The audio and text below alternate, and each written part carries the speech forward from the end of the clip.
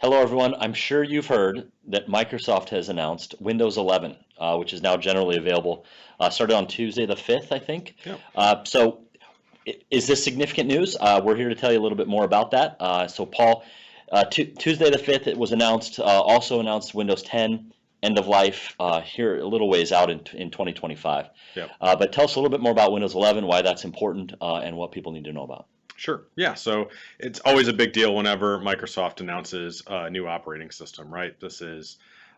It means first and foremost that people running older operating systems kind of have this end of life date that they have to deal with. So end of life, end of support means ultimately that your operating system won't continue to get security updates, which in the modern day, always having to patch new security vulnerabilities are found every single month. And so our recommendation and the standard across the industry is that you need to be on a supported operating system. So Windows 7 went end of life a couple of years ago, and now Windows 10 has this 2025 end of life date in October. So while it does seem like a long ways out, I would say that most of your customers and most of the world at this point is operating on Windows 10. And Microsoft had an interesting statistic that in a post-pandemic world, people are spending 55% more time on their Windows 10 device than they have before. So there's just a ton of eyeballs on an operating system that we now know when it's going to be over.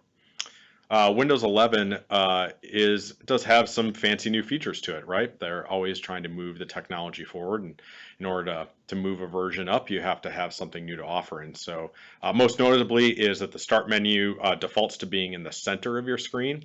It kind of pops up almost like an Apple dock. But one of the other things I thought was really interesting was Microsoft's recognition that people are starting to use in a pandemic. They started to use their personal device for work, maybe their work device for some personal stuff. And we all, in the corporate environment, dissuade users from trying to do that. But the reality is you check your personal email on your work device. It happens.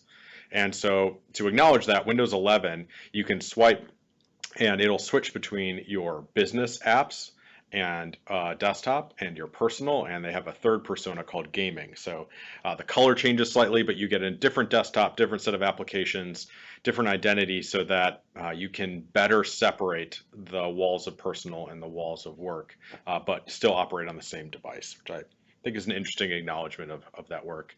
Other big announcement was that the Android store natively runs on Windows 11, and some Linux applications natively run within Windows. A continued showing of Satya, the CEO of Microsoft's commitment to continuing to have a broader sense of support for Linux. Most of what runs in Microsoft Azure, Microsoft's cloud, is actually Linux applications and servers. So because of that, and because I think Windows is heading towards supporting a broader set of phones again, they've been out of the phone game too long. They don't want to build their own ecosystem, and I think this partnership of Windows 11 and the Android App Store is a continued kind of tip of the hat to where Microsoft's going from a mobile standpoint. It is a free download. We're always going to wait until that first major service pack. So the service packs are typically come out after a quarter or two.